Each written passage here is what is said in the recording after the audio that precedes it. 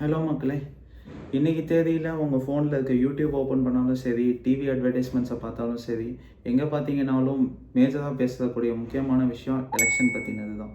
எலெக்ஷனுக்கான campaigns, road shows இது எல்லாமே நடந்துகிட்ருக்கு. சரி, இதெல்லாம் எதுக்கு அப்படின்றத நீங்கள் பார்த்தீங்கன்னா, நம்மளாம் ஓட்டு போடணுன்றதுக்காக தான். அதுக்காக தான் இவங்கெல்லாம் இவ்வளோ மெனக்கெட்டு, இவ்வளோ செலவு பண்ணி, இவ்வளோ கஷ்டப்பட்டு எல்லாத்தையும் பண்ணிகிட்ருக்காங்க. இதெல்லாமே பண்ணும்போது நமக்கு எல்லாத்துக்குமே முதல்ல ஒரு கேள்வி வரும். நான் ஏன் முதல்ல போய் ஓட்டு போடணும்? எதுக்காக ஓட்டு போடணும்? அப்படின்றது. அதை தெரிஞ்சுக்கணுன்னா முதல்ல நம்மளோட வரலாறு என்னன்றது தெரியணும். மக்களே உங்கள் எல்லாத்துக்குமே நல்லா தெரியும். முன்னாடி காலத்தில் நமக்கு மன்னராட்சி தான் நடந்துகிட்டு இருந்துச்சு. மன்னராட்சி ஒன்றும் இல்லை, மன்னர் ஆள்வார். அதாவது ஒரு குரூப் ஆஃப் பீப்புளில் ஒரு தலைவர்னு ஆல்ரெடி ஒருத்தர் இருப்பார், அவர் ஆள்வார். அடுத்து அவங்களோட வம்சாவளி வரிசையாக ஆண்டுட்டு இருப்பாங்க.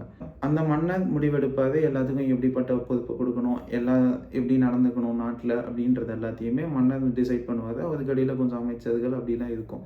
அது ஒரு டிஃப்ரெண்ட்டான ஸ்ட்ரக்சர். அதை மன்னராட்சின்னு சொல்லுவாங்க. இங்கிலீஷில் டிக்டேட்டர்ஷிப்னு கூட சொல்லலாம். ஹார்ஷான வார்த்தை மாதிரி தான் இருக்கும், பட் ரியாலிட்டி அதுதான். இன்னொரு பக்கத்தில் இருக்கிற விஷயம் தான் டெமோக்ரஸி. டெமோக்ரஸி எப்போ நமக்கு வந்துச்சுன்னா 1950s மேலே தான் வந்துச்சு. உங்கள் எல்லாருக்குமே தெரியும், நடுவில் கொஞ்ச நாள் வந்துட்டு பிரிட்டிஷ் வந்து தான் நம்மளை ஆண்டுட்டு இருந்தாங்க. பிரிட்டிஷ் கிட்டேருந்து நம்ம இண்டிபெண்டன்ஸ் வாங்கிட்டோம். 1947 வாங்கினோம். இண்டிபெண்டன்ஸ்க்கு அப்புறமா நம்ம கான்ஸ்டியூஷன் ஃபார்ம் ஆனிச்சு. இந்தியாவுக்குன்னு தனியாக ஒரு கான்ஸ்டியூஷன் ஃபார்ம் ஆனிச்சு. ஃபார்ம் ஆன கான்ஸ்டியூஷனில் தான் வந்துட்டு எலெக்ஷன் அப்படின்றத கொண்டு வந்தாங்க. எலெக்ஷன் இஸ் நத்திங் பட் ஒரு டெமோக்ராட்டிக் பிளேஸ். அதோட மீனிங் என்ன அப்படின்றத பார்த்தீங்கன்னா, of the people, for the people, by the people. So யார் நம்மளை ஆள போகிறாங்க, யார் நம்மளை ரூல் பண்ண போகிறாங்க, யார் பவரில் இருக்க போகிறாங்க அப்படின்றத வந்துட்டு நாட்டில் இருக்க எல்லா மக்களும் சேர்ந்து முடிவெடுக்கணுன்றது தான்.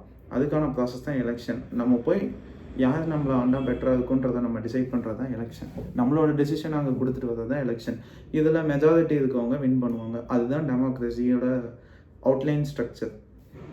ஸோ இந்த டெமோக்ரஸி இங்கே இம்ப்ளிமெண்ட் ஆகிறது சாதாரண விஷயமா வரல. பல போராட்டத்துக்கு அப்புறம் தான் வந்திருக்கு. அதை பற்றி நம்ம பெருசாக பேச விரும்பல. பட் எப்படியோ ஒன்று, நம்ம லக்கி பிகாஸ் நமக்கு சீக்கிரமாகவே டெமோக்ரஸி வந்துச்சு. மற்ற நாட்டிலலாம் இன்னும் உங்களுக்கே தெரியும், ஒரு சில நாடுகள்லாம் வந்துட்டு இன்னும் டெமோக்ரஸி வராமல் அவங்க இருக்காங்க. அவங்க வந்துட்டு மன்னராட்சியிலே தான் போயிட்டுருக்காங்க அப்படின்றத. ஸோ அப்படி கஷ்டப்பட்டு அவ்வளோ நாள் கிளச்சி நமக்கான ரைட்டான விஷயமா வந்தது தான் வந்துட்டு டெமோக்ரஸி. அதில் வர முக்கியமான ரைட்டுன்றது நம்மளோட ஓட்டு தான். நம்ம தான் போய் நம்மளை யார் ஆள போகிறாங்க, நம்ம யாருக்கு பவர் கொடுக்க போகிறோன்றதை டிசைட் பண்ண போகிறது. மக்களே மன்னர்கள். மக்கள் எடுக்கிற முடிவு தான் வந்து ரிஃப்ளெக்ட் ஆகி அது எலெக்ஷனில் வந்து யார் லீடர் அப்படின்றத வந்துட்டு காட்டுறது. ஸோ இதுக்காக தான் எலெக்ஷன். ஸோ தமிழ்நாடு பொறுத்த வரைக்கும் ஒரு டீசெண்டான நம்பர்ஸ் எப்போவுமே வரும். 70% மேலே தான் எப்போவுமே இருந்துருக்கு மோஸ்ட்டாகவே ரொம்ப நாளாகவே. 2001 பார்த்தீங்கன்னா 59% இருந்துச்சு. பட் அடுத்தடுத்து போக போக கிராஜுவலாக இன்க்ரீஸ் ஆயிடுச்சு. ஏன் லாஸ்ட்டு 2021 எலெக்ஷனில் கூட பார்த்தீங்கன்னா நமக்கு வந்து ஒரு 74% கிட்ட, 73.8% கிட்ட வந்துட்டு ஓட்டு ரெஜிஸ்டர் ஆயிருந்துச்சு. இப்போ பிரச்சனை என்னென்னா 26%, இன்னும் 26.5% மக்கள் வந்து ஓட்டு போடலை. இப்போ இருக்க எஸ்ஐஆரோட ரிப்போர்ட்னே எடுத்துக்கோங்க. எஸ்ஐஆரில் வந்துட்டு ரெஜிஸ்டர் ஆனது கிட்டத்தட்ட ஒரு 6 crores பக்கமாக, 6.5 crores பக்கமாக வந்துட்டு அவ்வளோ பேர்த்துக்கு தான் வந்துட்டு ஓட்டு எலிஜிபிலிட்டி இருக்குன்றதை ரெஜிஸ்டர் பண்ணியிருக்காங்க. ஓகேவா?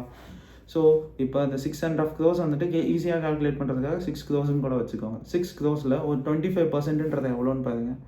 கிட்டத்தட்ட 1.5 கோடி வருது. 1.5 கோடி பேர் நம்ம முடிவெடுக்கவே மாட்டேங்கிறாங்க யார் நம்மளை ஆளணுன்றதை. மீதி இருக்க 4.5 கோடி பேர் முடிவெடுத்து அவங்களோட ரிசல்ட்டை சொல்லிட்டாங்க. அதை வச்சு தான் இது பண்ணுறாங்க. இங்கே என்னோடய கன்சர்ன், என்னோடய பாயிண்ட் என்னன்றதை பார்த்தீங்கன்னா, நம்ம ஆள்றதை நம்ம எல்லாருமே சேர்ந்து முடிவெடுக்கணுன்றது தான். 1.5 கோடி பேர் ஓட்டு போடாமல் இருக்குதுன்றது நமக்கு வந்து ஒரு சாதாரண விஷயமா கிடையாது. அதனால் எவ்வளோ ஆட்சி மாறலாம், எவ்வளோ பேர்த்தோட முடிவு மாறலாம்.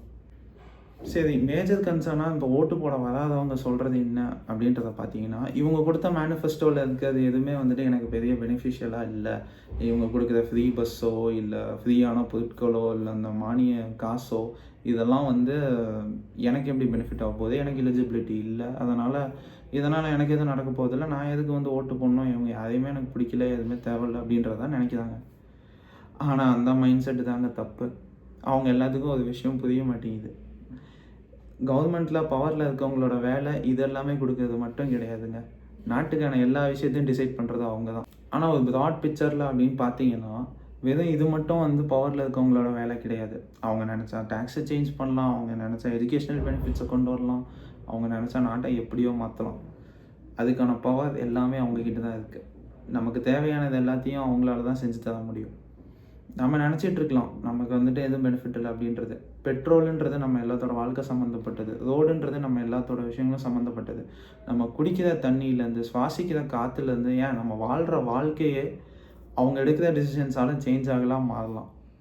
நம்ம எல்லாமே வேறு ஊரில் இருக்கோம், ஏதோ ஒரு வேலை செஞ்சிட்ருக்கோம். லைட்டு பார்க்கலாம் உழைக்கிறதுக்கெலாம் காரணம் என்னங்க? வீடு நல்லா இருக்கணும், மக்கள் நல்லா இருக்கணும், நம்மளோட ஃபேமிலி நல்லா இருக்கணுன்றதுக்காக தானே. ஃபேமிலி எங்கே இருக்குது? நம்ம ஊரில் தானே இருக்குது, தமிழ்நாட்டில் தானே இருக்குது. இப்போ லேண்டு நல்லா இருக்கணும், நமக்கான பிரச்சனை எதுவும் வரக்கூடாது, அந்த கான்ஃப்ளிக்ஸ் எதுவும் இருக்கக்கூடாதுன்னா, அது நம்ம பவரில் ஓட்டு போட்டு வைக்கிறவங்க நல்ல இடத்துல இருக்கும்போது தானே நடக்கும்.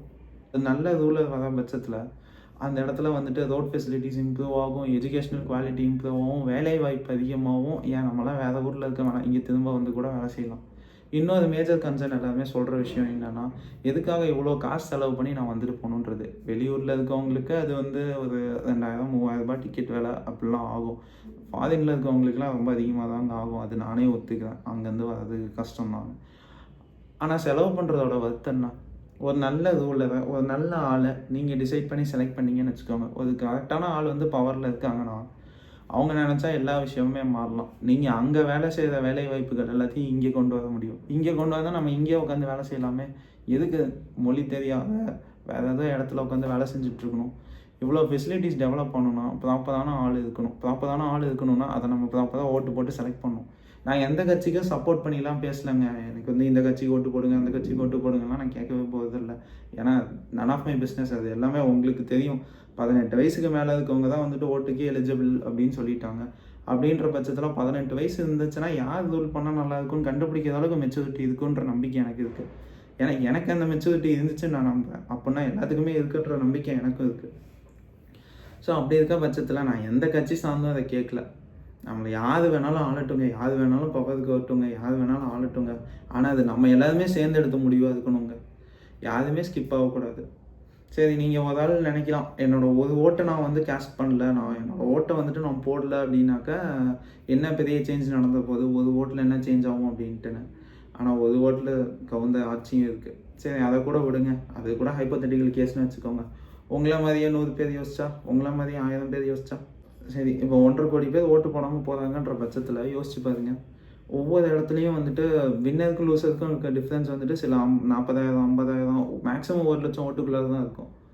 1.5 கோடி பேருன்றவங்க வந்து இங்கே ஓட்டு போட்டாங்கன்னா எவ்வளோ பெரிய சேஞ்ச் அது கொண்டு வருதுன்றதை ஜஸ்ட் இமேஜின் பண்ணி பாருங்கள்.